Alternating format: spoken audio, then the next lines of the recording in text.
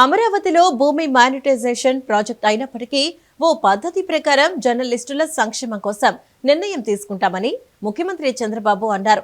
గతంలో కేవలం కమ్యూనిస్టు పార్టీలే తమ సిద్ధాంతాలను ప్రచారం చేసుకోవటానికి సొంత పత్రికలను కలిగి ఉండేవి. కానీ నేడు రాజకీయ నాయకులే స్వయంగా మీడియా సంస్థలను నడుపుతున్నారన్నారు. ఇది ప్రజాస్వామ్యానికి చాలా ప్రమాదకరమైన ధోరణి అని చెప్పారు. వృత్తిపరమైన మీడియా, రాజకీయ పార్టీల యాజమాన్యంలోని మీడియాలో మధ్య స్పష్టమైన తేడా ఉండాలని తాను కోరుకుంటున్నానని చంద్రబాబు పేర్కొన్నారు.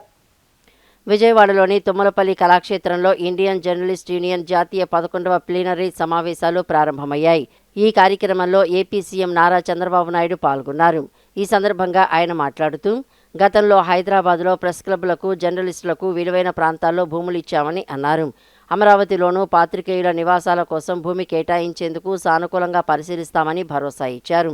మండల రిపోర్టులకు అక్రిడేషన్ సౌకర్యం కల్పించడం సహా జర్నలిస్టు సంక్షేమ నిధి ఏర్పాటు చేశామని తెలిపారు. ప్రమాద బీమా సౌకర్యాన్ని 10 లక్షల రూపాయలకు పెంచామని, డెస్క్ జర్నలిస్టులకు, సబ్ ఎడిటర్లకు అక్రిడేషన్, బస్సు ప్రయాణ రాయితీలు కల్పించామని చెప్పుకొచ్చారు. నేటి కాలంలో సోషల్ మీడియా ఓ పెద్ద సవాలుగా మారిందని సీఎం తెలిపారు. కొందరు వ్యక్తులు కేవలం అసభ్యకరమైన కంటెంట్ను ప్రచారం చేయటానికి, ఇతరుల వ్యక్తిత్వ హననం చేయటానికే సామాజిక మాధ్యమాలను వాడుతున్నారని మండిపడ్డారు. తప్పుడు ప్రచారాలతో ప్రజలను గందరగోళానికి గురి చేస్తున్నారని, ఇది దేశానికి చాలా ప్రమాదకరమని అన్నారు. దీనిని ఎలా నియంత్రించాలో, ప్రజలను ఎలా చైతన్యపరచాలో మనమందరం ఆలోచించాలని పేర్కొన్నారు. Development, welfare and good governance will go together. This is my firm belief. I am very happy with the media. Always I am friendly to you. And at the same time I am seeing values are falling very fast. I have seen earlier days. I am seeing nowadays. Now values are falling. Ideology is changing. Earlier when my founder president N.T. Ramarao was there, everybody used to ask him, you are pro-communism, socialism or capitalism? He said one day, I am unable to understand all your questions. I am telling you, I am best humanist, not communist, not capitalist, not socialist. Today, after economic reform, situation has been changed. Now materialistic happiness has come. Ideology is no more relevant.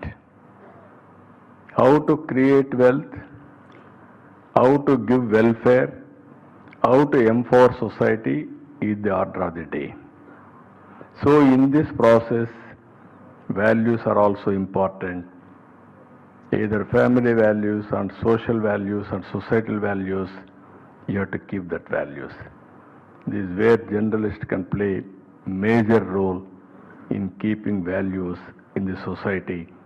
Then only there will be sustainability. ప్రజా రాజధాని అమరావతి అని తీర్మానం ఆమోదం తర్వాత కేంద్రానికి పంపిస్తామని ముఖ్యమంత్రి చంద్రబాబు నాయుడు తెలిపారు. రాజధాని అమరావతికి ఇకపై ఎలాంటి ఇబ్బందులు ఉండవని స్పష్టం చేశారు. తెలుగు వాళ్లకు చెందిన హైదరాబాద్, అమరావతి తొలి 2 స్థానాల్లో ఉండాలన్నదే తన సంకల్పమని సీఎం పేర్కొన్నారు. ప్రజా రాజధాని అమరావతి అని తీర్మానం ఆమోదం తర్వాత కేంద్రానికి పంపిస్తామని ముఖ్యమంత్రి చంద్రబాబు నాయుడు తెలిపారు. అసెంబ్లీలో రాజధానిగా అమరావతికి చట్టబద్ధత కల్పించే తీర్మానంపై చర్చలో ముఖ్యమంత్రి మాట్లాడుతూ, ఇకపై రాజధాని అమరావతికి ఎలాంటి ఇబ్బందులు ఉండవని అన్నారు. శాతవాహనులు అమరావతి నుంచే పాలన సాగించారని గుర్తు చేశారు. ఆ కాలం నాటి అమరావతి విశేషాలను బ్రిటిష్ మ్యూజియంలో భద్రపరిచారని ముఖ్యమంత్రి తెలిపారు. తెలుగువారిని గతంలో మదరాసీలు అని పిలిచేవారని, టీడీపీ ఆవిర్భావం తర్వాత మదరాసి అనే ముద్రపోయిందని చంద్రబాబు గుర్తు చేశారు. జాతీయ స్థాయిలో ఫ్రంట్ ఏర్పాటు చేసిన పార్టీ టీడీపీ అని పేర్కొన్నారు. విభజన సమయంలో సమన్యాయం కోసం తాము కోరినట్టు చంద్రబాబు చెప్పారు. ఆనాడు పార్లమెంటులో జగన్ కనిపించకుండా దాక్కున్నారని విమర్శించారు. విభజన తర్వాత ఏపీలో కార్యాలయాలు లేవని, బస్సుల్లో ఉండి పరిపాలన చేశామని ఆయన వెల్లడించారు. అమరావతిలో అసెంబ్లీ, సచివాలయ భవనాలను కేవలం 9 నెలల్లోనే పూర్తి చేశామని సీఎం చంద్రబాబు వెల్లడించారు. ప్రతిపక్షంలో ఉన్న వ్యక్తి రాజధాని అమరావతికి బేషరతుగా మద్దతు ఇస్తామని చెప్పారని, కానీ రోజుకో మాట ఊసరవెల్లి రాజకీయాలు చేశారని సీఎం విమర్శించారు. టెక్నాలజీ అందుబాటులో ఉన్న రోజుల్లోనూ రాజకీయ విన్యాసాలు చేశారని అన్నారు. 100 ఎకరాలు తీసుకొని భవనాలు కట్టేసి రాజధాని అని చెప్పేయవచ్చని, కానీ రాష్ట్రానికి ఆర్థిక వనరులు సమకూరేలా ఓ ప్రాంతం ఉండాలని ఆలోచించినట్లు తెలిపారు. ఈ ప్రాంతంలోని రైతులను సంప్రదించగా 58 రోజుల్లో 34,000 ఎకరాలను రాజధాని కోసం ఇచ్చేశారని అన్నారు. రాజధానికి, రాష్ట్రానికి భూములు ఇచ్చిన రైతులకు శిరస్సు వంచి పాదాభివందనం చేస్తున్నారని సీఎం తెలిపారు. రాజధాని పట్ల కుట్రలు చేసిన కొందరు వ్యక్తులు తోటలకు నిప్పు పెట్టారని మండిపడ్డారు. ప్రపంచ బ్యాంకుకు ఈ మెయిల్లు పెట్టారని ఫైర్ అయ్యారు. కానీ పవిత్రమైన మట్టి, నీరుతో ఈ ప్రాంతాన్ని పునీతం చేశామని, అందుకే ఇది శాశ్వతంగా నిలుస్తుందని ముఖ్యమంత్రి చంద్రబాబు నాయుడు పేర్కొన్నారు. అమరావతి ఆంధ్రప్రదేశ్ ఆత్మ. ఇంకొక పక్క నాది అమరావతి అని ప్రతి ఒక్కరూ సగర్వంగా చెప్పుకునే విధంగా అమరావతిని తయారు చేసే బాధ్యత మనందరిది. దానికి అంకితమైన భావంతో పనిచేస్తుంది. విద్య, ఉద్యోగం, knowledge care of Amaravati. Best liveable city Amaravati. మొన్న కూడా చెప్పాను, Hyderabad plus Amaravati. Hyderabad brown field city, Amaravati green field city. ఇక్కడ ఆదాయాన్ని సృష్టిస్తాం. రాష్ట్ర అభివృద్ధికి, సంక్షేమానికి ఈ ఆదాయాన్ని ఖర్చు చేసే పరిస్థితి వస్తాం. ఇది భవిష్యత్ నగరం అమరావతి. నేచర్, ట్రెడిషన్, టెక్నాలజీ కలయిక తీసుకొస్తాం. బ్లూ గ్రీన్ కాన్సెప్ట్ దేశంలో చాలా రాష్ట్రాల్లో కూడా మీరు చూస్తే కృష్ణా నది ఫ్రెష్ వాటర్, ఇది పోయేది ఎక్కడా లేదు. అదే సమయంలో గ్రీన్, చెట్లు పెడితే బ్రహ్మాండంగా వస్తాయి. అన్ని యూటిలిటీస్ అన్ని కూడా డక్ట్ ద్వారా తీసుకెళ్తున్నాం. Straight roads, green energy, central cooling. దేశంలో లేటెస్ట్ టెక్నాలజీస్ ప్రపంచంలో ఏవైతే ఉన్నాయో అవన్నీ తీసుకొస్తాం. ఇప్పటికే బిట్స్ వచ్చింది, ఎస్ఆర్ఎం వచ్చింది, all India institute of medical science వచ్చింది, అమృత్ వచ్చింది, ఎస్ఎల్ఆర్ఐ వచ్చింది, బిట్స్ వస్తూ ఉంది. ఇది రాబోయే రోజుల్లో ఒక నాలెడ్జ్ హబ్గా తయారవుతుంది. అమెరికాలో సిలికాన్ వ్యాలీ ఉంది, ఇండియాలో క్వాంటమ్ వ్యాలీ ఉంది. ఆ క్వాంటమ్ వ్యాలీ ఎక్కడుందంటే దానికి చిరునామా అమరావతి అని మరొకసారి మీకు తెలియజేస్తున్నా. 2025 నాటికి ఇవన్నీ చెప్పాను, పూర్తి చేస్తాం. ప్రపంచం మొత్తం ప్రధానమంత్రి గారితో ఇనాగరేట్ చేస్తాం. దేశంలో ఇప్పుడు ఉండే నగరాలన్నీ ఒకప్పుడు కట్టిన నగరాలు. హైదరాబాద్ ఇటీవల కాలంలో కట్టిన నగరం. అమరావతి ఫ్యూచర్ నగరం, భవిష్యత్ నగరం, వరల్డ్ బెస్ట్ నగరంగా తయారు చేసి ఈ జాతికి అంకితం చేసి దేశమే గర్వపడే విధంగా అమరావతిని తయారు చేసే బాధ్యత మనం తీసుకుంటాం. ఆంధ్రప్రదేశ్ రాష్ట్రానికి ఒక్కటే రాజధాని ఉందని, అది అమరావతి మాత్రమేనని డిప్యూటీ సీఎం పవన్ కళ్యాణ్ స్పష్టం చేశారు. చంద్రబాబు లాంటి వ్యక్తి చేతిలో ఏపీ ఉంటేనే అభివృద్ధి చెందుతుందని అన్నారు. వైసీపీ పాలనలో అమరావతిపై కక్ష కట్టారని, 3 రాజధానులంటూ 3 ముక్కలాట ఆడారని మండిపడ్డారు. ఆంధ్రప్రదేశ్ రాష్ట్రానికి ఒక్కటే రాజధాని ఉందని, అది అమరావతి మాత్రమేనని డిప్యూటీ సీఎం పవన్ కళ్యాణ్ స్పష్టం చేశారు. చంద్రబాబు లాంటి వ్యక్తి చేతిలో ఏపీ ఉంటేనే అభివృద్ధి చెందుతుందని అన్నారు. రాజధాని కోసం రైతులు 33,000 ఎకరాలు ఇచ్చారని తెలిపారు. వైసీపీ పాలనలో అమరావతిపై కక్ష కట్టారని, 3 రాజధానులంటూ 3 ముక్కలాట ఆడారని మండిపడ్డారు. వైసీపీ పాలనలో ప్రజలకు రక్షణ లేకుండా పోయిందన్నారు. రాజధాని కోసం భూములిచ్చిన రైతులను హింసించారని ఆవేదన వ్యక్తం చేశారు. రాజకీయ స్థిరత్వం చాలా ముఖ్యమని, తెలంగాణ వేరు, ఏపీ వేరు అనే భావన మాకెప్పుడూ లేదన్నారు. తెలుగు నేల అనేదొక్కటే మా భావన అని, రాష్ట్ర విభజనలో కాంగ్రెస్ బాధ్యతగా వ్యవహరించలేదని, రాజధాని లేని రాష్ట్రంగా మనం ఇంకా కొట్టుకుంటూనే ఉన్నామని పేర్కొన్నారు. ఏపీ నేలపై ప్రేమతోనే ఎలాంటి షరతులు లేకుండా టీడీపీతో కలిశామని, రాష్ట్రాన్ని కాపాడుకోవాలనే కూటమిగా ఏర్పడ్డామని వెల్లడించారు. వైసీపీ హయాంలో ఎక్కడ చూసినా అరాచకమే అని, ఇళ్ల నుంచి బయటికి రావాలంటే మహిళలు భయపడేవారని తెలిపారు. ప్రశ్నించిన అందరిపైన దాడులు చేశారంటూ ఆగ్రహం వ్యక్తం చేశారు. అన్ని రాష్ట్రాలు భాషా ప్రయుక్త రాష్ట్రాలుగా మన ఆంధ్రప్రదేశ్ త్యాగంతో నలిగిపోయి ఉనికితో ఏర్పడ్డ తర్వాత తిరిగి మనకి ఒక రాష్ట్రం కావాలి, మనకి ఇది కావాలంటే ఈరోజు రాజధాని లేకుండా ఇన్ని 70 సంవత్సరాల పై దాదాపు 68-70 సంవత్సరాలు అయినా కానీ, 6 దశాబ్దాలు దాటినా కానీ ఇంకా మనం ఒక రాజధాని లేని రాష్ట్రంగా, ఇంకా సరైన వసతులు లేని రాష్ట్రంగా, ఒక అడ్మినిస్ట్రేటివ్ సౌకర్యాలు లేని రాష్ట్రంగా, ఒక హైకోర్టు సమూలంగా ఒక బలమైన హైకోర్టు లేని రాష్ట్రంగా ఇంకా మనం కొట్టుకుంటానే ఉన్నాం. ఇది నిజంగా చాలా ఆవేదన కలిగించేది, చాలా బాధ కలిగింది. ఒకసారి అనిపిస్తుంది అసలు భాషా ప్రయుక్త రాష్ట్రాల ఏర్పాటుకు లేకుండా ఉండి ఇంకోలా ఉండేదేమో పరిస్థితి అని. మన అన్ని రాష్ట్రాలకి దేశం మొత్తం మీద మనకి జాగ్రఫీలు మార్చి మన జాగ్రఫీని తుడిచిపెట్టేసుకుని అటు ఇటు ఇంకా కొట్టుకుంటా ఉన్నాం. ఒక క్యాపిటల్ లేదు, ఇంకోటి లేదు. ఇవన్నీ నేను ఆలోచించే 2014లో బేషరతుగా ఎలాంటి కండిషన్స్ లేకుండా ఒకేసారి కూర్చొని నేను ఎందుకు చంద్రబాబు నాయుడు గారి నాయకత్వం తెలుగుదేశంకి మద్దతు పలికానంటే ఇది నా దేశం మీద ఉన్న ప్రేమ, నా ఆంధ్రప్రదేశ్ నేల మీద ఉన్న గౌరవం. ఇది ఎందుకంటే ఆయన లాంటి వ్యక్తి ఒక 4 దశాబ్దాల అనుభవం ఉన్న వ్యక్తి, నాయకుడు. ఆయన లాంటి వ్యక్తి చేతిలో ఆంధ్రప్రదేశ్ ఉంటే చాలా బాగుంటుంది. ఆయన నిర్ణయం తీసుకున్నారు అమరావతి రాజధానిగా ఉండాలి అని. భావంలో తెలుగు జాతి ఉంది కానీ గుండెల్లో ఓకే మన రియాలిటీస్ ఆంధ్ర, ఒక లెటర్స్ యాక్సెప్ట్ ఆంధ్ర. మళ్ళీ దీంట్లో కూడా ఇందాక మీరు చెప్తున్నారు, లోకేష్ గారు చెప్తామంటే మీ ఉత్తరాంధ్రకి అవసరం లేదా అంటే, ఇంకా మనలో కూడా మనకి సబ్ రీజన్స్ పెట్టుకుంటే ఈ రాష్ట్రానికి ఎవరు రక్షించలేడు. మన ఇంతమంది ఉండి మీరందరూ చదువుకున్న వాళ్ళు, అద్భుతమైన ఏమంటారు అనుభవం ఉన్నవాళ్ళు, మీరు కూర్చోబెట్టి దీన్ని బలంగా ప్రజల దగ్గర తీసుకెళ్ళిపోయి ఇదంతా మంది ఒకటే నేల, ఒకటే రాష్ట్రం, ఒకటే భాష, ఒకటే జాతిని మనం బలంగా బల్లగుద్ది చెప్పకపోతే గెలుపు ఎక్కడ ఉంటుందంటే మన బలహీనత వాళ్ళ గెలుపు. గత 5 ఏళ్ల పాలన సైకో పాలన అని అమరావతిలో జరుగుతున్న అభివృద్ధిని చూసి ఓర్వలేక గ్రాఫిక్స్ అంటూ అబద్ధాలు ప్రచారం చేస్తున్నారని మంత్రి నారా లోకేష్ మండిపడ్డారు. ఇన్స్పైడర్ ట్రేడింగ్ పేరుతో బురద చల్లి కోటల చుట్టూ తిప్పి కాలయాపన చేస్తారని దుయ్యబట్టారు. ఇప్పుడు అమరావతికి కేంద్రం నుంచి నిధులు రాబట్టడమే కాకుండా చట్టబద్ధత కల్పించి ఏ శక్తి అడ్డుకోలేని విధంగా అభివృద్ధి చేస్తామని మంత్రి లోకేష్ స్పష్టం చేశారు. ఒకే రాష్ట్రం ఒకే రాజధాని అభివృద్ధి వికేంద్రీకరణే తమ విధానం అని మంత్రి లోకేష్ అన్నారు. రాజధానిగా అమరావతికి చట్టబద్ధత కల్పించాలని కేంద్రాన్ని కోరే తీర్మానంపై శనివారం జరిగిన చర్చ సందర్భంగా లోకేష్ మాట్లాడుతూ రాజధాని అమరావతి వల్ల ఎంతో మంది జీవితాలు మారాయని అన్నారు. ఇక్కడ భూముల ధరలు పెరిగాయని తెలిపారు. ప్రపంచమే ఆశ్చర్యపోయేలా రాజధానిని నిర్మించాలని చంద్రబాబు ఆకాంక్షించారని పేర్కొన్నారు. అభివృద్ధిలో ఒకప్పుడు అనంతపురం చివరి స్థానంలో ఉండేదని, కియా పరిశ్రమ వచ్చాక అనంతపురం 5వ స్థానంలోకి వచ్చిందని అన్నారు. అమరావతి రైతులకు అండగా నిలబడిన మమ్మల్ని దూషించారు.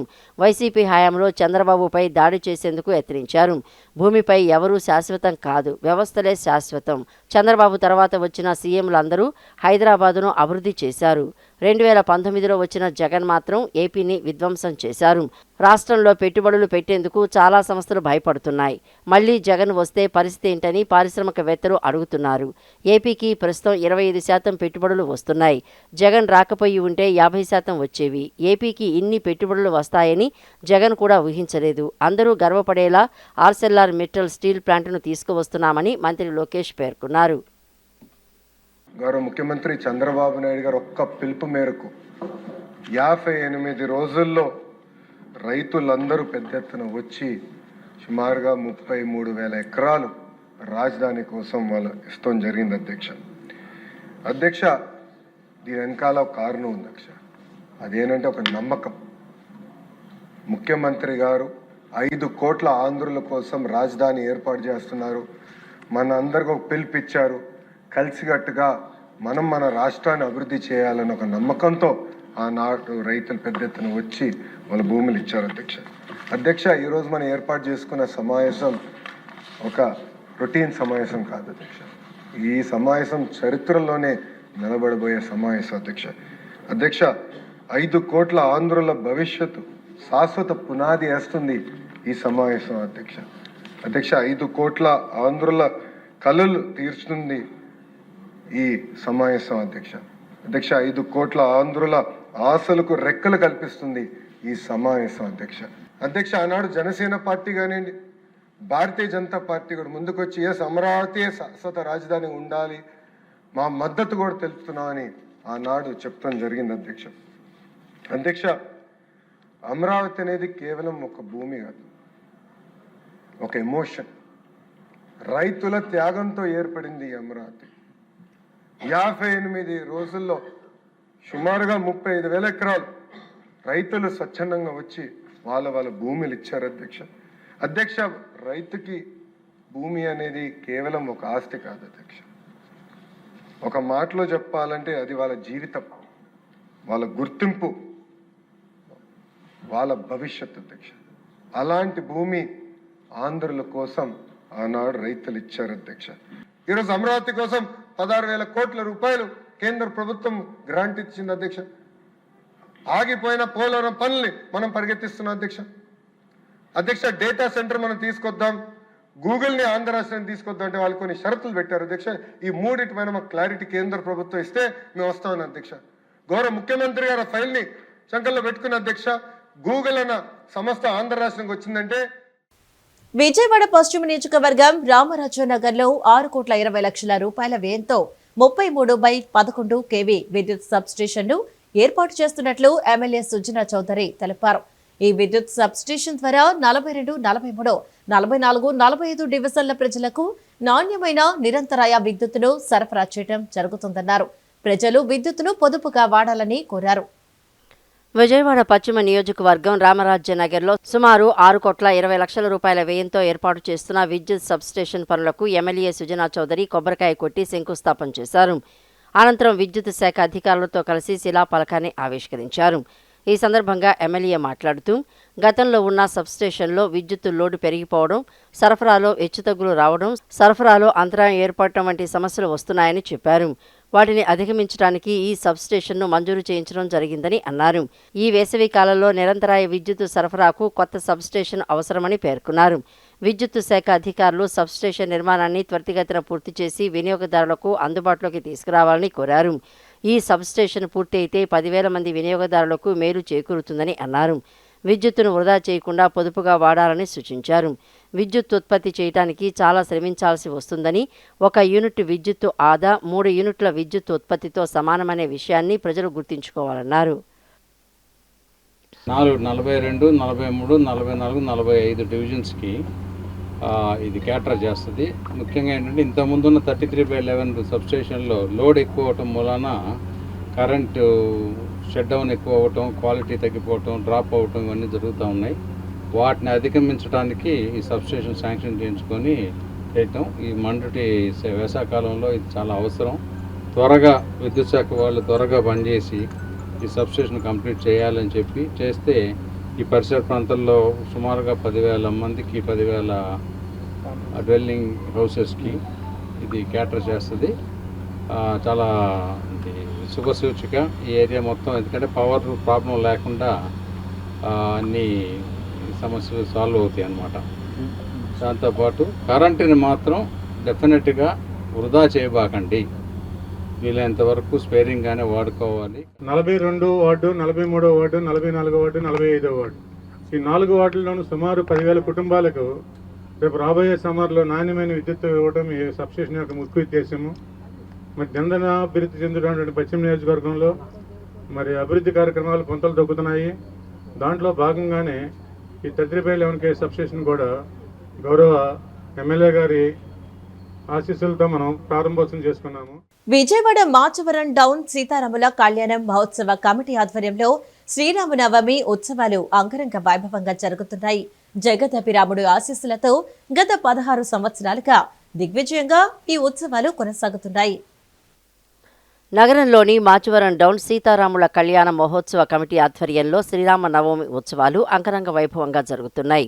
ఉత్సవాలలో భాగంగా 2వ రోజు సీతారాముల వారికి ఉదయం, సాయంత్రం 2 పూటల విశేష పూజా కార్యక్రమాలు నిర్వహిస్తున్నారు.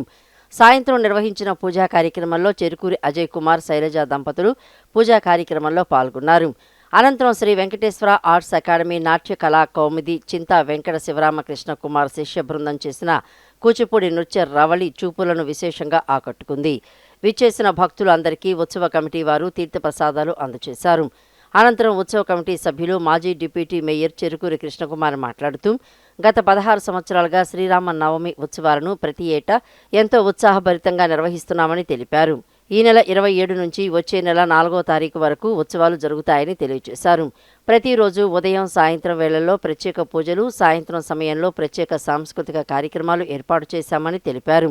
ఏప్రిల్ 3వ తేదీన శుక్రవారం ఉదయం 9 గంటలకు సామూహిక కుంకుమార్చన, ఏప్రిల్ 4వ తేదీ శనివారం నాడు భారీ అన్నసంతర్పణ నిర్వహిస్తామని తెలిపారు. భక్తులు ప్రతిరోజు తరలి వచ్చి స్వామివారిని దర్శించుకుని తీర్థ ప్రసాదాలు స్వీకరించి ఆశీస్సులు పొందాలని సూచించారు. ఈ కార్యక్రమంలో శ్రీ సీతారాముల ఉత్సవ కమిటీ అధ్యక్షులు చెరుకూరి కృష్ణకుమార్, కార్యదర్శి కొనకళ్ళ సత్యకృష్ణ ప్రసాద్, కోశాధికారి నాగమూర్తి వెంకటేశ్వరరావు తదితరులు పాల్గొన్నారు. రకరకాల నాటకాలు కానీ, అట్లాగే ఈ సంవత్సరం శ్రీనివాస కళ్యాణం అని చెప్పేసి బందరు వారిచే చాలా బాగుంటుంది.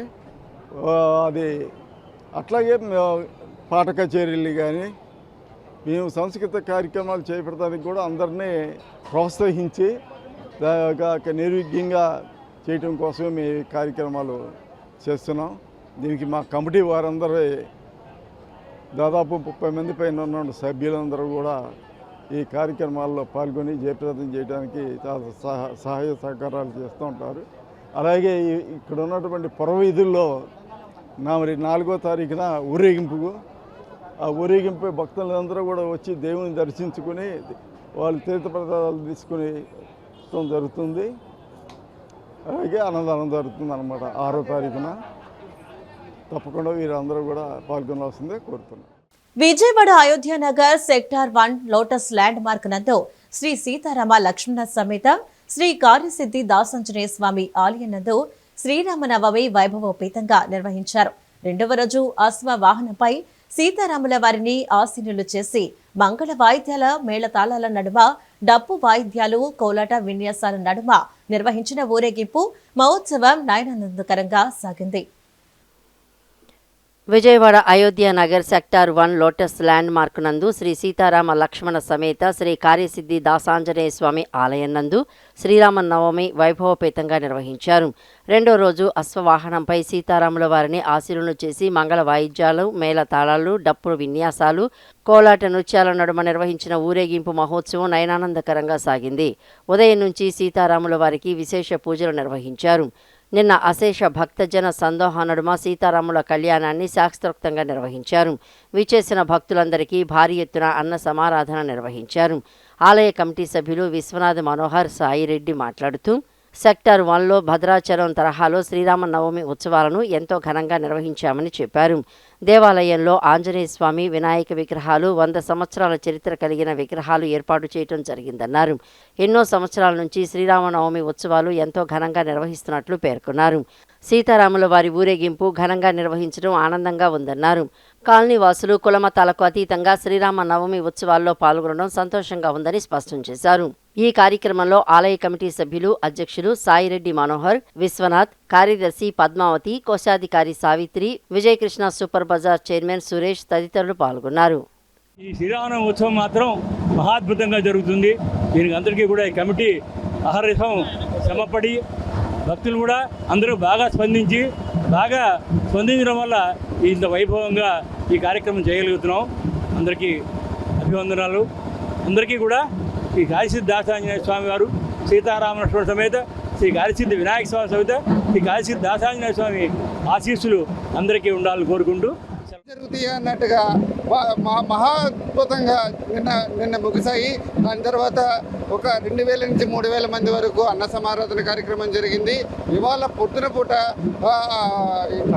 పట్టాభిషేక కార్యక్రమం, సాయంత్రం పురవీధుల్లో స్వామివారి యొక్క ఊరేగింపు అంగరంగ వైభవంగా జరుగుతుంది. ఈ యొక్క స్వామివారి యొక్క ఆశీస్సులు ఈ లోటస్ ల్యాండ్ మార్క్ సెక్టర్ 1లోని అన్ని సెక్టార్లోని భక్తజన సందోహానికి కలగాలని చెప్పి ఆశిస్తూ నమస్కారం. ఘనంగా అంత అత్యంత వైభవంగా ఇక్కడ వేడుకలు జరిపారు. అదేవిధంగా సాయంత్రం స్వామివారి ఊరేగింపు, కన్నుల పండుగ మన లోటస్ ల్యాండ్ మార్క్ మొత్తం కూడా అత్యంత వైభవంగా జరుగుతుంది. సహకరించేందుకు గుడి కమిటీ వారికి ధన్యవాదాలు తెలుపుకుంటా ఉన్నాము. విశ్వనాథన్ గారు, సావిత్రి గారు, అదేవిధంగా సాయిరెడ్డి గారు, మనోహర్ గారు అందరూ కూడా బ్రహ్మాండంగా ఈ వేడుకలంతా జరిపించారు. వారికి ప్రత్యేక ధన్యవాదాలు తెలుపుకుంటా ఉన్నాము. జై శ్రీరామ్. గత 4 దశాబ్దాలుగా సాహితీ రంగానికి రచయిత ఎంఎస్ సూర్యనారాయణ ఎంతో కృషి చేశారని పలువురు వక్తలు కొనియాడారు. 28 వైవిధ్యభరితమైన కథలను రచించి ఈ పుస్తకంలో పొందుపరిచారని అన్నారు. సమాజంలో తాను చూసిన అంశాలను, అనుభవాలను ఎంతో నేర్పుతో ఈ కథల్లో తెలియజేస్తారన్నారు. విజయవాడ బాలోత్సవ భవన్లో ఎంఎస్ఆర్ రచించిన ఎంఎస్ సూర్యనారాయణ కథలు పుస్తకావిష్కరణ కార్యక్రమం నిన్న అట్టహాసంగా జరిగింది. ఈ కార్యక్రమంలో విశ్రాంత ఐఏఎస్ అధికారి ఏఎండి ఇంతియాజ్, కామ్రేడ్ జీఆర్కే పోలవరపు సాంస్కృతిక సమితి వ్యవస్థాపకులు గోళ్ల నారాయణరావు, పలువురు సాహితీవేత్తలు పాల్గొని ఎంఎస్ సూర్యనారాయణ కథల సంపుటి పుస్తకాన్ని ఆవిష్కరించారు. ఈ సందర్భంగా పలువురు వక్తలు మాట్లాడుతూ ప్రముఖ నటులు తనికెళ్ల భరణి రచయిత సూర్యనారాయణను తన సోదరుడిగా భావిస్తారని సరేలిస్టు బాణి ఎంచుకున్న సాహిత్యవేత్తని పేర్కొన్నారు.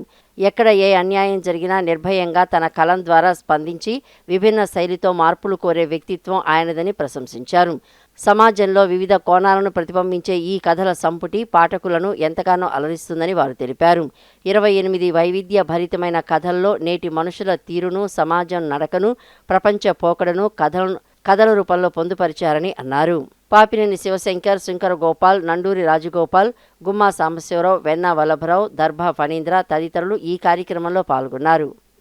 నిజాయితీ అనే ఖడ్గంతో మరి సాహితీవేత్తగా నిజ జీవితంలో మరి నిస్వార్థంగా ఏదైనా అన్యాయం జరిగినా దాన్ని ఖండిస్తూ ముందుకెళ్లే వ్యక్తి అని చెప్పేసి తనికెళ్ల భరణి గారు చెప్పడం జరిగింది. ఈ కథలన్నీ కూడా వైవిధ్యభరితమైన కథలు, మనకు వివిధ కాలాల్లో జరిగిన మరి సమాజంలో తను దగ్గరుండి చూసిన కథలు, చాలా చక్కటి కథలు. మరి ఈ కార్యక్రమంలో పాల్గొన్నందుకు నాకు ఆనందంగా ఉంది. మరి సూర్యనారాయణరావు గారిని నేను అభినందిస్తున్నాను. అలాగే ఈ కార్యక్రమాన్ని నిర్వహించిన మిత్రులు గోళ్ల నారాయణరావు గారు కూడా అభినందనలు తెలుపుతూ సెలవు తీసుకుంటున్నాను. జై. దీనిలో ఎంతో కాలం నుంచి దాదాపు 1990 నుంచి కూడా కవిగా, కథకుడుగా ప్రసిద్ధుడు ఎంఎస్ సూర్యనారాయణ. ఆయన యొక్క కథల సంపుటి ఆవిష్కరణ తెలుగు కథానిక లోకంలో, కథానిక సాహిత్యంలో తనది ఒక ప్రత్యేకమైనటువంటి వరవడి. మ్యాజికల్ రియలిజం కానీ, అట్లానే సింబాలిజం కానీ, అట్లనే అబ్సర్డిటీ కానీ, ఇట్లాంటి కొన్ని ప్రత్యేకమైనటువంటి విధానాల ద్వారా అద్భుతమైనటువంటి కథానిక రచన వారు చేస్తున్నారు. వారికి ఈ సందర్భంలో నేను శుభాభినందనలు తెలియజేస్తున్నాను. చాలామంది ఈ ఎందుకులే మనకు ఈ జరుగుతున్న అన్యాయాలు, ఈ అణచివేతలు ఇవన్నీ అనుకుని తలదిప్పుకుని వెళ్ళిపోతారు. కానీ ఒక కవి, రచయిత అలా చేయడు. వాటిని పట్టించుకుని 10 మందికి తెలియజేస్తాడు. అట్లా తెలియజేసినప్పుడు ఎంతో కొంతమంది చదివిన వాళ్ళలో కొంత మార్పు, చైతన్యము వచ్చి వాళ్ళు ఈ ప్రపంచాన్ని పట్టించుకునే ఆ పరిస్థితికి, ఆ మానసిక పరిపక్వతకి రావాలని చెప్పి ఇటువంటి వాళ్ళందరూ కూడా ఇంత మంచి కథలు రాస్తూ ఉంటారు. ఇవి అందరూ కూడా చదవవలసిన కథలు అని చెప్పి నేను భావిస్తున్నాను. ఇవాళ ముఖ్యంగా నేను గత 40 ఏళ్ళుగా రాస్తున్న కథల్లోంచి కొన్ని ఎంపిక చేసిన కథలు ఒక 28తో ఎంఎస్ సూర్యనారాయణ కథలు ఈ పేరుతో ఇక్కడ ఇవాళ ఆవిష్కరణ జరుగుతోంది. దీనికి సాహిత్య ప్రముఖులంతా పాపినేని శివశంకర్, శంకర గోపాలయ్య వీరంతా వచ్చి, చెనుకు గోపాల్ వీళ్ళంతా మాట్లాడుతున్నారు. ముఖ్యంగా ఈ కార్యక్రమం నడవడానికి ఇక్కడ ఏర్పాటు చేసింది గోళ్ల నారాయణరావు గారు. వారికి నేను ధన్యవాదాలు తెలియజేస్తున్నాను.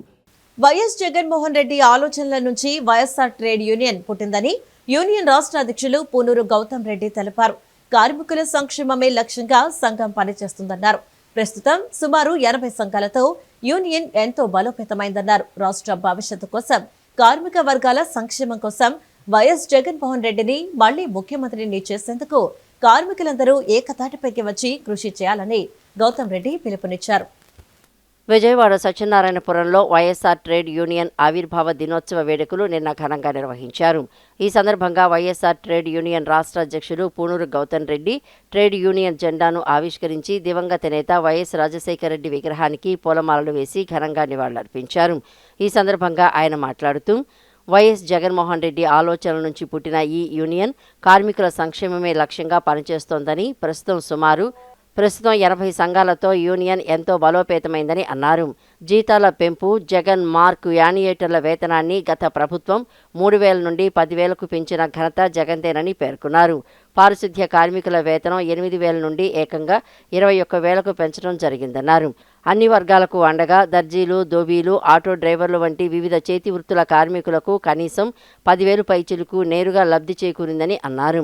ఉద్యోగ విప్లవం గత 5 ఏళ్లలో 6 లక్షల ప్రభుత్వ ఉద్యోగాలతో పాటు ఫ్యాక్టరీల ద్వారా మరో 34 లక్షల మందికి ఉపాధి కల్పించినట్లు చెప్పారు.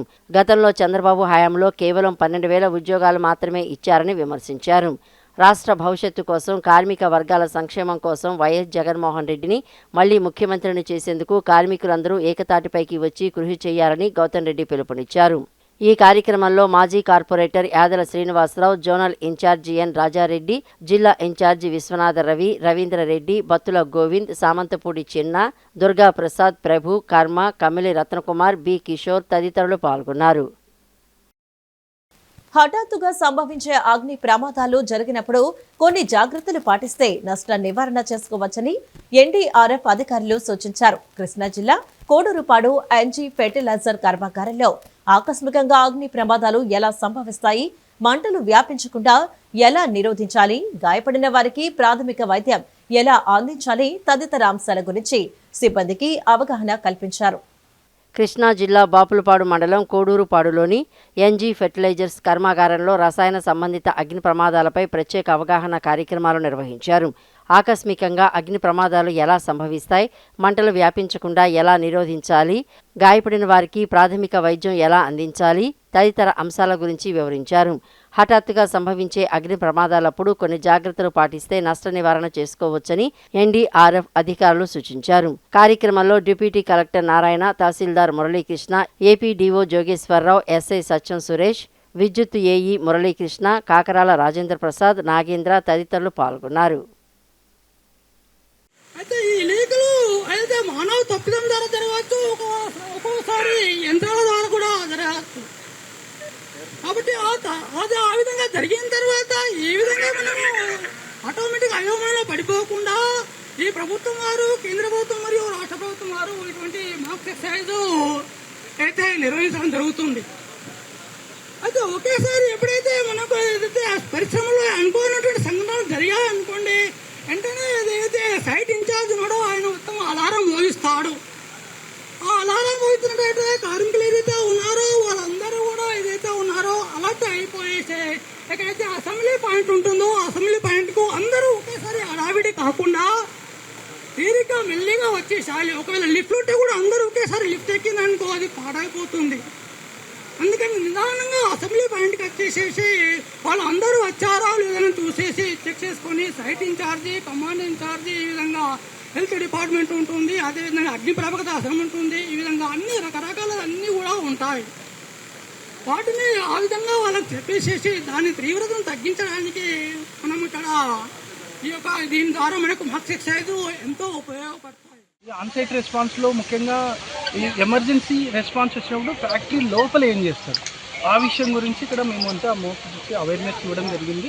లోపల ఏం జరిగితే మనం ఎటువంటి జాగ్రత్తలు తీసుకోవాలి. ఒక్కోసారి ఏం జరుగుతుంది, ఫ్యాక్టరీలో వాళ్ళకి ఈ విషయాల గురించి ఏం తెలియదు అనమాట. అలాంటప్పుడు మేము వచ్చి ప్రతి ఫ్యాక్టరీలో మోక్ ఎక్సర్సైజ్ అని చేస్తాము. ఇది ఆన్సైట్ రెస్పాన్స్ సార్, లోపల జరిగింది. ఆన్సైట్ రెస్పాన్స్ లోపల సపోజ్ ఏదైనా లీక్ అయిందనుకోండి, అలాంటప్పుడు ఆ సోర్స్ దగ్గరికి ఎలా వెళ్ళాలి, ఇప్పుడు లీకేజ్ దగ్గరికి ఎలా వెళ్ళాలి, వెళ్ళిన తర్వాత ఎటువంటి జాగ్రత్తలు తీసుకోవాలి, ఆ జాగ్రత్తలు తీసుకొని అక్కడ ఏమైనా కంటామినేటెడ్ అయిపోయింది, ఏమైనా ఎఫెక్ట్ అయిన వాళ్ళని ఏ విధంగా బయటికి తీయాలనేది ఈరోజు మోక్ ఎక్సర్సైజ్ యొక్క ముఖ్య ఉద్దేశం. ఈ వార్తలు ఇంతటితో సమాప్తం. నమస్కారం.